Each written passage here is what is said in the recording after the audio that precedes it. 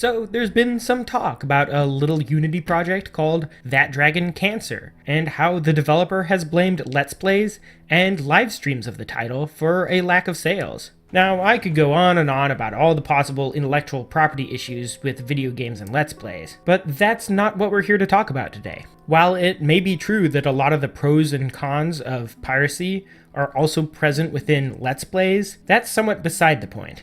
So let's get to that point.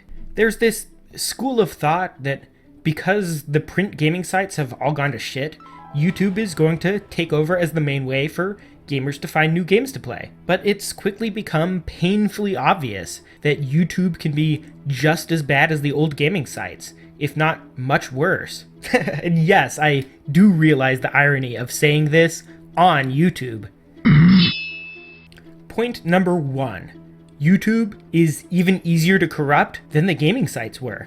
Alright, let's do a hypothetical. Let's say that for some reason, you actually wanted to be hired by one of those sites, instead of getting a much more pleasant job, such as working at Walmart or shoveling elephant dung.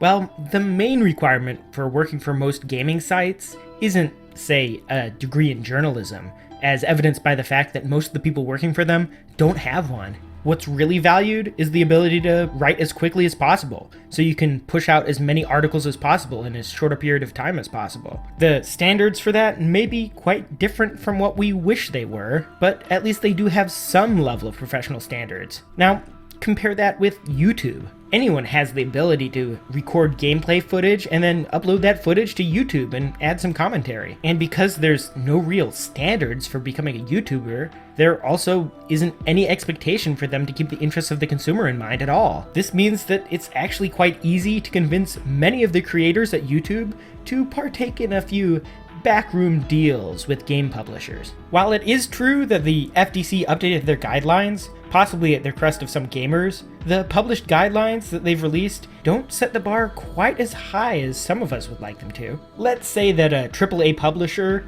just happened to have a cute intern present at a YouTuber's house, and they just happened to have a little clam diving session under the YouTuber's desk as she played their game. Under the revised guidelines that the FTC published, this kind of quote-unquote personal relationship isn't really punishable. Plus, since the guidelines are so cut and dry, this means that a line has been drawn in the sand, and creators who previously stayed well away from the gray areas are now more comfortable skirting the rules. But let's be generous here. Let's say that a game dev simply gave away Steam keys to popular YouTube creators, and said creators did go so far as to disclose that fact. This would still be pretty biased in favor of devs with lots of social power, rather than, the ones that are actually making good games. What about the devs who make great games, but haven't hit it big yet? What about the ones that aren't as friendly with the YouTube scene? Or what about the devs who don't really speak a lot of English? Unless they get really lucky, you're never gonna hear about any of their games from YouTube.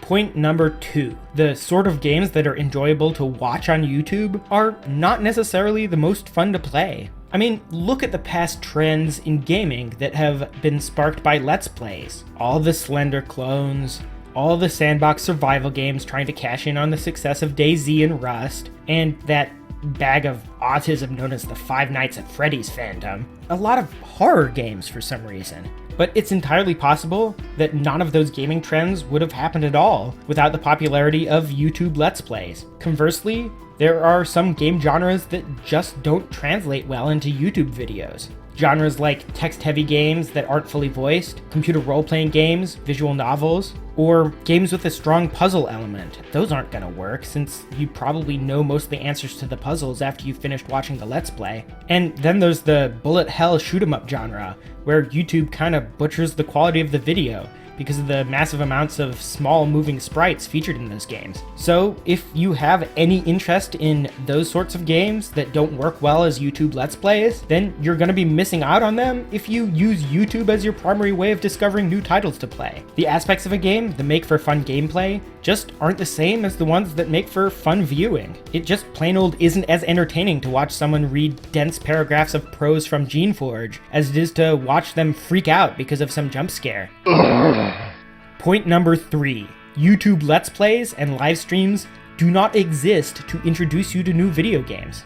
As we touched on previously, it's rather easy to convince someone who plays video games on YouTube to become corrupt. Greed has this certain insidious way of ruining everything it touches. But there are two sides to this greed. If one were willing to accept swag and hookers in exchange for shilling out a shitty game, then it's more than likely that one of their reasons for doing Let's Plays in the first place revolves around making money. But let's be somewhat generous here and ignore that for a moment. Yes, let's ignore the fact that Total Biscuit, instead of getting a real job with medical leave, took money to promote another freemium MOBA game from a company that believes internet harassment is a real problem. It may be true that plenty of YouTube creators are just in it for the money, but I'm sure that there are plenty of others who have other motives in mind. But even if we focus only on the streamers who aren't greedy shitbags, then their goal is still not to inform you, the gamer, about the best games that are coming out at the moment. The point of Let's Plays and live streams on YouTube is to put on the most entertaining show possible.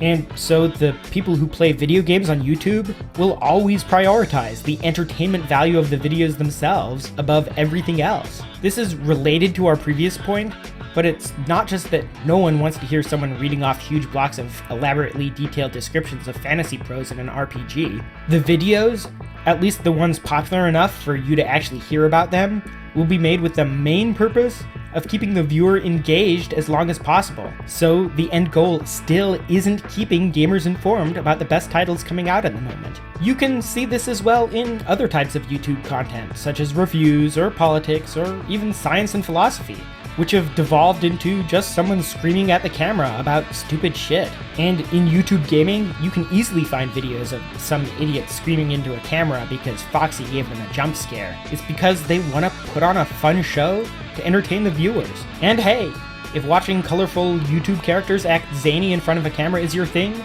then that's your thing. For me at least, I prefer to play good video games instead. And I know a lot of other people who would like to as well. Hell, I've met Anons on the V-board who are suicidally depressed, and all they want is to play a good video game. But they can't find one, because the only games they end up hearing about are the same trash that's been shoved into our face for the past 10 fucking years. Well, one could obsessively browse through every single game that hits the Steam store, reading the user reviews to decide, but most probably aren't autistic enough to do that. I have found that recommendation charts and wikis are quite useful, but more so for games that have been out for a while already, rather than the latest and greatest. I guess I'm not really sure what the best way to solve this problem would be.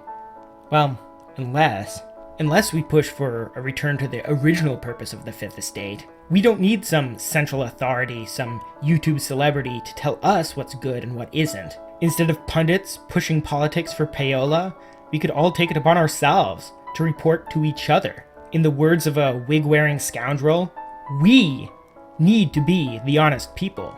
We need to make sure that outside factors don't influence truth. Old media may be dead and gone, but perhaps there's a glimmer of hope for a flattened form of new media. But only if we all put in the hard work to keep it from transforming into yet another cesspool.